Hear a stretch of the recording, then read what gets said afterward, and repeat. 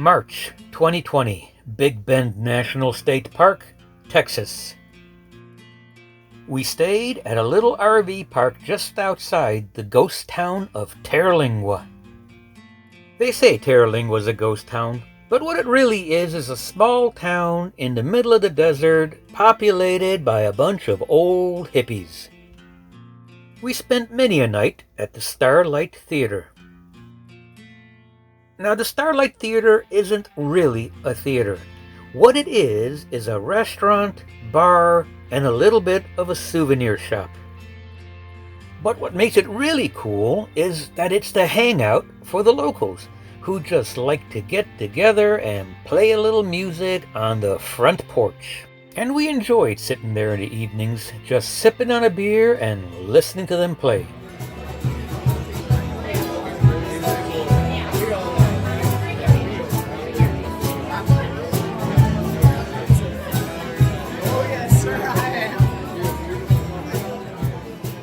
In front of the patio was a bunch of hula hoops. And every now and then, somebody got inspired and gave them a try.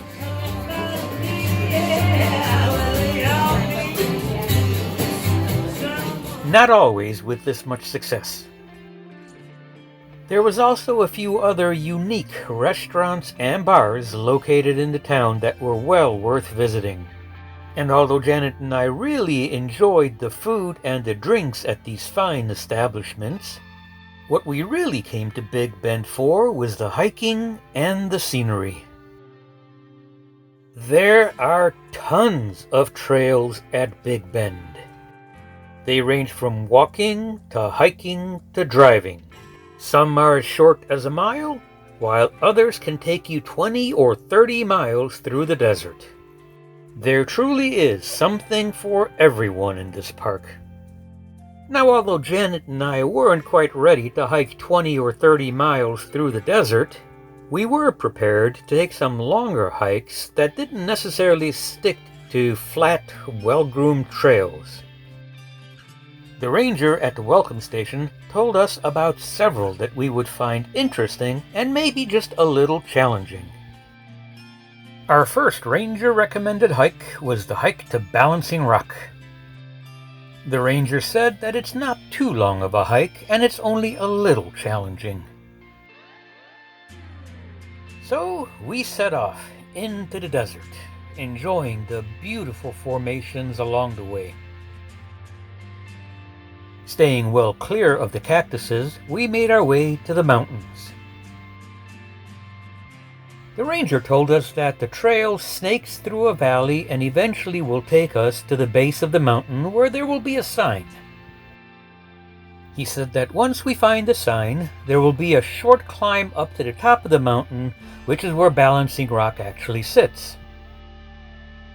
The sign was right where he said it was going to be, and we began the short climb up the mountain. When we finally found a flat spot, we were able to look back and enjoy the beautiful view. That's the trail we came down, and it's only about 3 miles back to the car. I need to talk to that ranger about his definition of short. Okay, on we go to another slightly challenging climb. And the view got even better, although you can barely see the trail from way up here.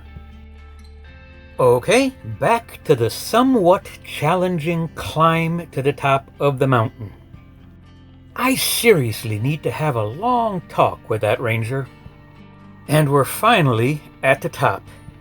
From up here, I can see most of the trail, and I know my car is just on the other side of that ridge. And as we make our way around the final outcropping, there it is, Balancing Rock.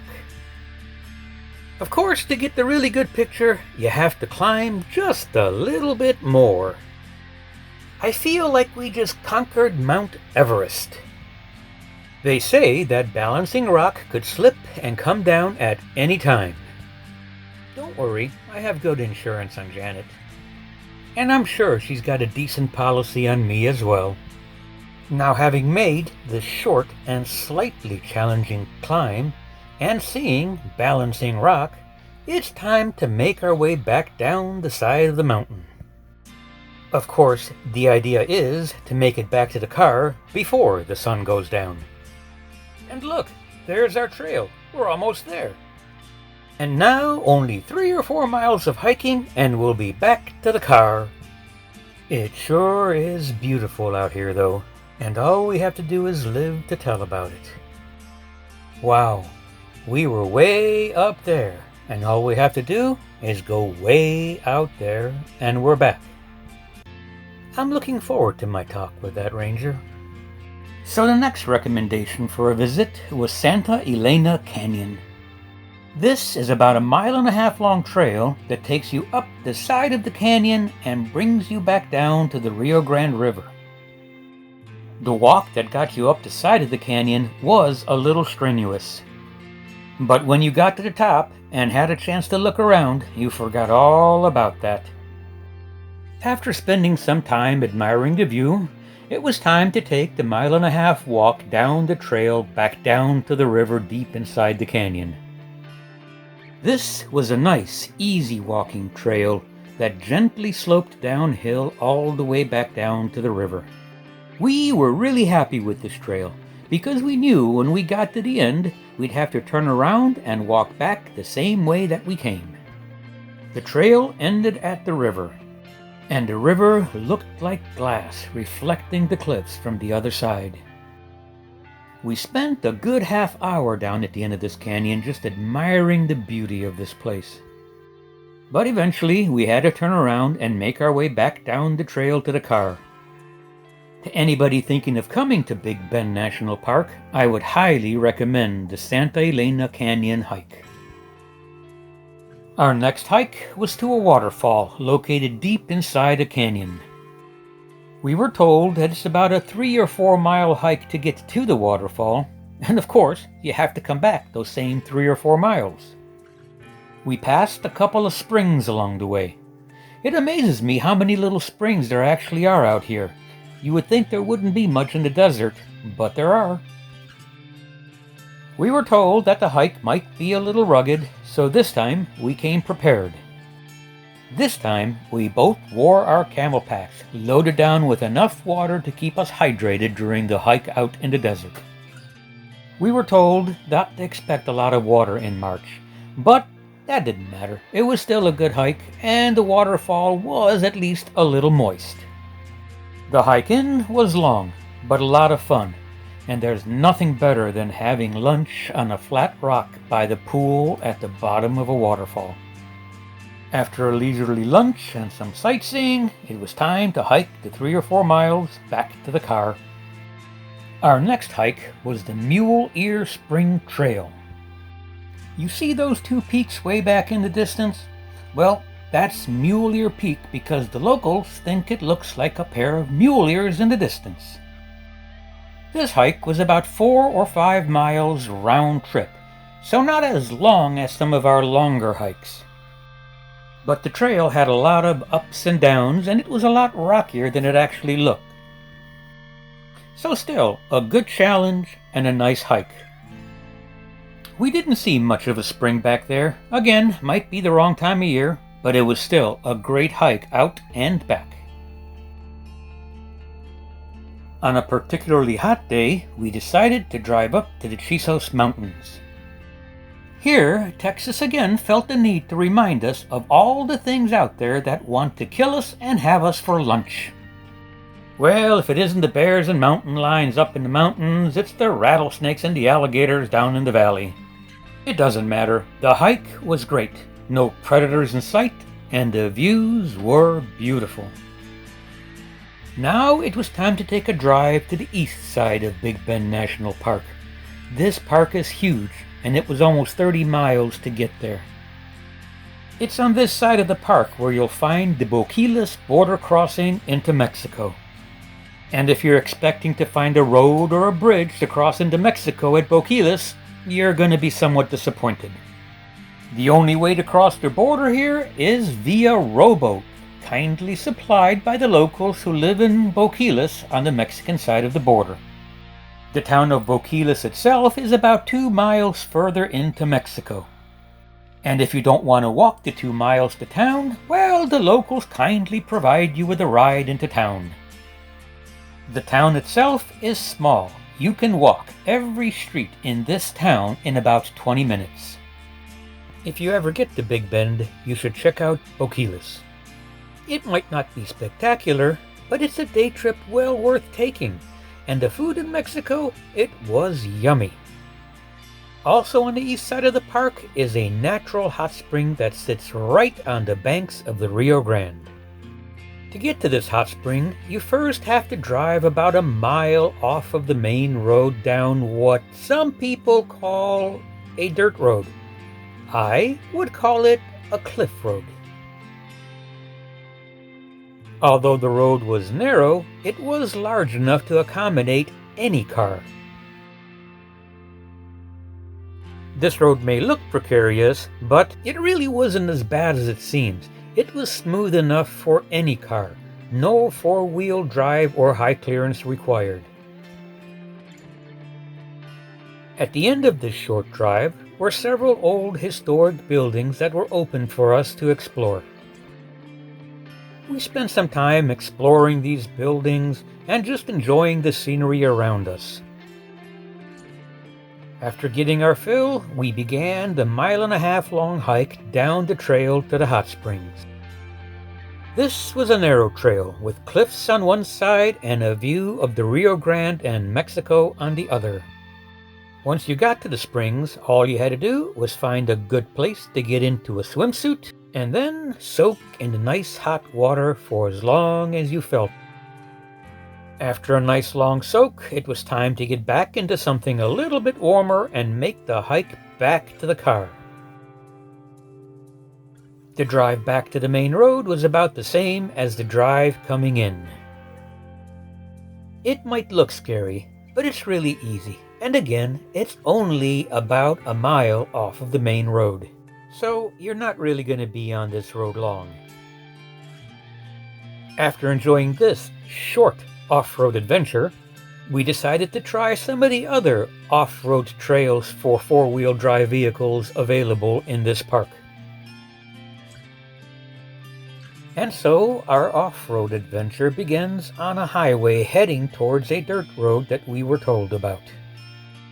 This dirt road, for the most part, was flat and easy to drive. We were told that several miles down this road we could find an old abandoned homestead. First of all, amazing that it's still here. Second, it just goes to show you how rugged life actually was back here, back then. A little further down the road, we took a cutoff onto something that more resembled an off-road driving trail. We selected this trail because we were told that down at the end of it there was an area where we could park the Jeep and explore the desert. We were told that there are no trails out in this part of the park, but if we wandered west from the parking spot, we might be able to find an old abandoned town. After a slow and somewhat bumpy ride, we did find a primitive campsite where we could park our car without the fear of it falling off the side of a cliff. We ate a little bit of lunch, and then we set off into the desert. We climbed one of the hills and thought we spotted some old stone buildings. So we set off in that direction, crossing a creek to get there. After 2 miles or so of wandering and scoping things out from the top of hills, we finally found the buildings. There wasn't much left of them, but we were able to still explore a few. There were no signs, there was nothing out here. This was just open desert with some old abandoned buildings. We didn't really get lost or anything, but we did have to climb some hills to try to find our way back to the car because it wasn't exactly where we thought we left it. But we did find it, and we made our way back to the RV after another fun day of adventures.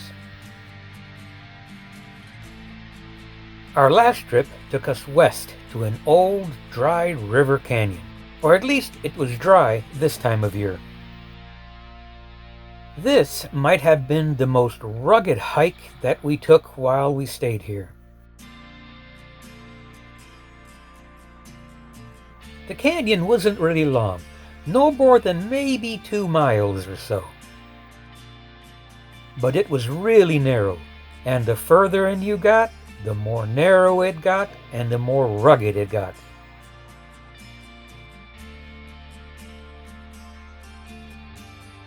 This, at least for us, took some serious climbing. More than once you needed to take just a little bit of a run to make it up some of these steep drop-offs. This wasn't just a hike. This was a serious climb in places. But we had fun, and we went as far as we possibly could. And this is as far as we went. There's about a 10-foot drop right in front of me. We probably could have made it down, but we didn't really think we'd be able to make it back up again. And although we really wanted to go to the end, we decided it was probably best to turn around and make our way back to the mouth of the canyon. What a great and beautiful hike to end our stay on. Well, during this month-long stay at Big Bend, we enjoyed the hippies of Terlingua, learned a few lessons about hiking in the desert as we made our way up the Balancing Rock, explored Santa Elena Canyon, and enjoyed lunch on a flat rock next to a pool at the bottom of a waterfall. We also got a chance to take a walk in the desert, as well as a climb through a dry river canyon. And those were just the highlights because there were many other hikes and several other adventures. But now our stay at Big Bend is over. We just barely hit April, and so far 2020 is turning out to be a great year. But our goal for this year is New Hampshire and Vermont. And if we want to get there, we better get going. See you at our next stop.